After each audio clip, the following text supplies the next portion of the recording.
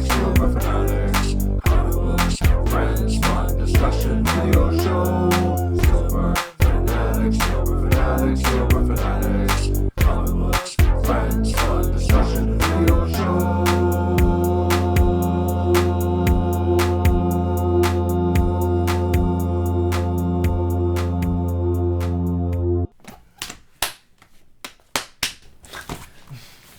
Hello! Welcome to another episode of Superfanatics. I'm Bender. I'm Nicholas. And today we're going to be talking about the first trade paperback of Nailbiter, Volume 1. If you don't know, a trade paperback typically in comic books means a collection of 5 to 6 issues. Normally 6, sometimes they gyp you and only give you 5. Sometimes, like in this one. Yeah. Yeah. But, so we're going to go over Volume 1 and... In this one, we have a story that is written by Joshua Williamson, also famous for Ghosted, Birthright, and some work on The Flash, among other things. I've read Ghosted myself. I have maybe the first 3... because there's kind of 3 different stories along with that one. I have the first 3 of those. They're all really good as well. I enjoy Ghosted a lot. Yeah. Oh, by the way, I've got a cheat sheet here. Yeah. So we didn't have time to write them on the cheat board off screen. Sorry, I know it doesn't look very professional, but what can you do? This is what we do for our videos. Art by Mikey Henderson. Also did some work on Venom, Carnage, and TMNT. Carnage. There should be a series where Carnage is a carny. Yes. Carnage. Yes. We're gonna pitch that to Marvel, or we're gonna write it ourselves. And we'll put it up. Fanfic. Yeah. So this one opens up with. Do you remember? I don't know if it's been a while since you've actually read this. I did kind of I sort of speed read it the day before I gave it to you. Okay. But we sort of open with a police raid. And they're outside of this house and everybody's gathering, and it's like any movie you've seen, but they get the call, they're like, go in and take him. So they bust down this door and they go in, and there's this man sitting Indian style in the middle of a room, chewing on the fingernails of a dead body. And they sort of set up that this man is Edward Warren.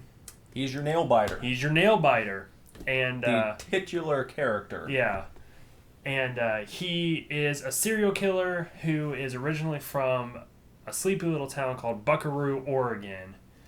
And after this scene of the Nailbiter's capture, this is kind of where we start to get to the beginnings of our stories. Yeah, after that scene that he just described, you pick up 3 years later, and you're checking in with a character who is named Nicholas Finch.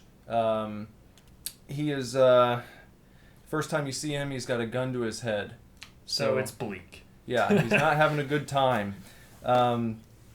He gets a phone call from a guy named Elliot Carroll, who was actually at the raid that we just mentioned at the start of the book. So he's familiar with your Nailbiter character.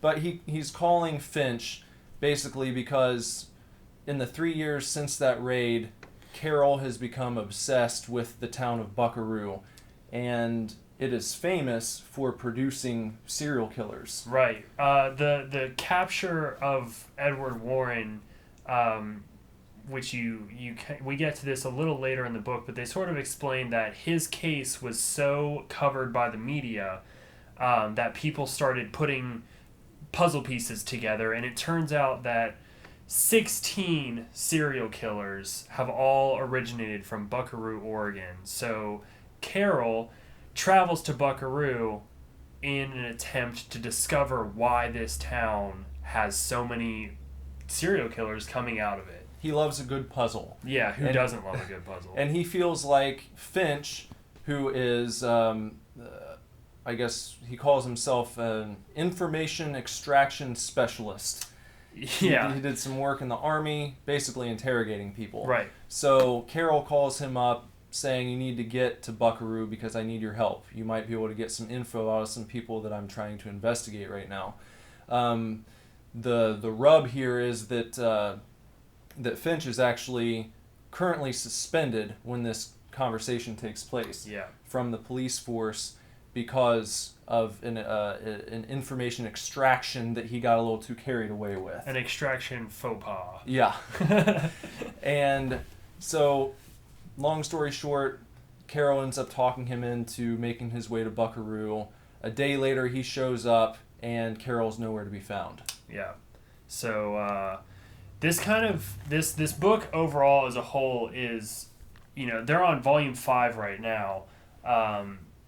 But it's a great sort of whodunit mystery, and there's always new questions. Just as soon as they answer a question, there's new questions. So this is really your first question of the book: what happened to Carol? Right. And when Finch gets to Buckaroo, he kind of brushes shoulders with Amber. Alice. Yeah, excuse me, Alice. And then from that little spat, he meets up with Sheriff Crane. They kind of partner up, sort of for the duration of the book. Yeah. The conversation that he has with Crane kind of leads to them agreeing to help each other out, basically. Yeah. People aren't too welcoming in Buckaroo, it seems like. Especially now that, they're known for producing serial killers, they've had a lot of unwelcome media visitors and things. So that's what Crane kind of assumes Finch is. And to back up just a little bit, I have to say that the way that they meet, I guess, kind of gets them off to a rocky start. Mm-hmm.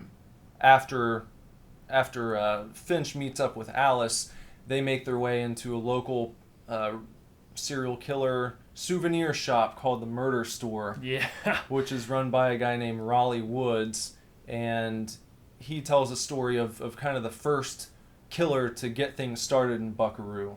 Who apparently was his grandfather. Right, that was... the book burner. The book burner, yeah. And they give his story, and you see a little...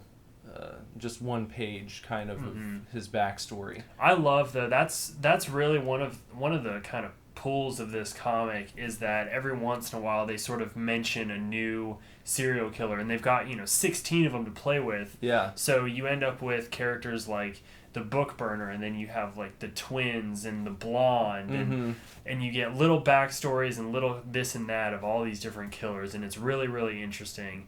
And it also it's fun because in Buckaroo it sort of seems like everyone's related to somebody. Yeah. To a killer. Yeah. Later on in the book, they have to meet up with the mortician, who they name. And they're always, for some reason, morticians are always great. Yeah. He's always quirky. And this mortician is no exception, but they call him Morty. Yeah. That's not his real name, but he is related to the Gravedigger killer. Buried people alive. Yeah, so it's really cool. It's one of my favorite things to get to when reading this book. And when you're in the murder store and this guy's kind of talking about very enthusiastically all these serial killers that the town's had, you're wondering, is something off about this guy profiting off of all these people who've been killed? But honestly, it made me think of going to Salem. And they've kind of done that there in real life. You had these very horrible things that happened. Yeah. And but I don't know, I guess maybe reading it, I was kind of like, I'd go to a serial killer store. Yeah, I guess so. If they were as colorful as the book burner and the blonde and all that. So after they leave the murder store, there is a fight that kind of breaks out where Finch steps in and helps Alice out when she's being harassed by two guys. And, he, again, gets a little carried away during this fight. That's when the Sheriff Crane shows up, and they have their first meeting, and it turns out that Crane knew Carol. Right. When Finch brings it up, why he's there in town, you find out that every morning Carol would meet up with Sheriff Crane. They'd have coffee, and that particular morning was the first time that he had not shown up. So she knew something was wrong. She's actually on her way to alert the FBI that he's missing when she runs into Finch, and then they go to the motel where he was staying. You see all of his conspiracy theory stuff. Yeah, classic conspiracy stuff where the newspapers are up, and you've got like the map and strings and all this kind of stuff. It's great. And then from there they sort of team up, and this becomes your main character duo for the book. But so like we said, this is where's Carol is really the first big mystery, and one of the steps into figuring that out is they go to visit Edward Warren, the Nailbiter, who lives in Buckaroo now. He was caught in California. I forgot to mention that. Right. But he's back in Buckaroo because, he was found not guilty somehow. You don't know how, but he was, I can't remember the exact number of people they said he killed. A lot. He was supposedly like the most 40-something. Yeah, the most notorious serial killer in American history, and he walks. Yeah, he walks, not guilty. So he's back in Buckaroo, and so they go to see him because Carol had dinner with Edward once a week. Right. And Finch is told by Crane that out of all the people she can think of, Warren's the only person in town that she thinks might have a problem with Carol snooping around, because he's trying to figure out what is it about this place that spawns all of these murderers. Yeah. So they go to visit Warren, and while they're there, they actually get called away. They get called back to the motel because there's a fire. Yeah. And Finch rushes into the room where Carol was supposedly staying because he wants to rescue his notes. He had done a lot of research over this course of 3 years, and he wants to make sure that at the very least what work he's done is not lost. So he busts in, finds a body in the hotel room, and you're left to wonder, is this Carol? Whose body is it? I don't know. So that's one of the mysteries there. And then, like you said, they have a little meal, and you get a backstory on some of the killers that have been in town. Yeah, you've got like the Crossbones killer, the Terrible Two. The Terrible Two, the twins that only killed other twins. Yeah. Nailbiter, by the way, his MO was that he only killed people who chewed on their nails. He would kidnap them, wait for their nails to grow, and then he would chew their nails down to the bone and then kill them. Right. That was his thing. This is what he did. I particularly enjoyed the silent movie killer. Oh, who killed people that talked in movies? Yeah, that was excellent. That's one I can get behind, actually. So when they leave the diner, they walk outside and they see at the murder store there's a body that's been roped up. Someone's been killed, and it's Hank, the guy that Finch got in a fight with earlier in the evening. Yeah, so... And his fingernails have been chewed down. Right. So, of course, they suspect Warren, but, that's left to a whodunit. Yeah. Later on in the book, there's another spat with possibly a new serial killer. They make a discovery in the serial killer graveyard. Yeah, they're led to the serial killer graveyard to dig up the remains of the book burner, because all these fires have been going on. They find that there's no body, and in fact there's a secret passage that Finch ends up falling down into. It leads into an underground dungeon. What's in there? I don't know, you'll have to read it to find out.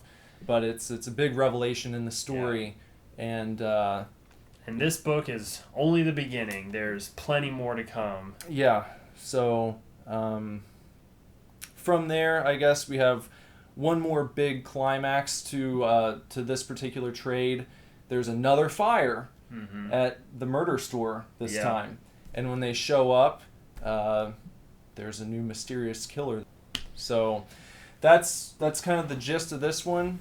But there's a lot that we didn't talk about. Yeah, we intentionally left some stuff out so that you guys could read it, but we wanted to give you sort of an overview and really encourage you to go pick this book up. It's only $10. Image is great for that. Yeah. So make sure you check it out and come back next week for Old Man Logan. Yeah, we'll get to it next time. We'll get to it, I promise. Okay, I'm Nicholas. I'm Bender.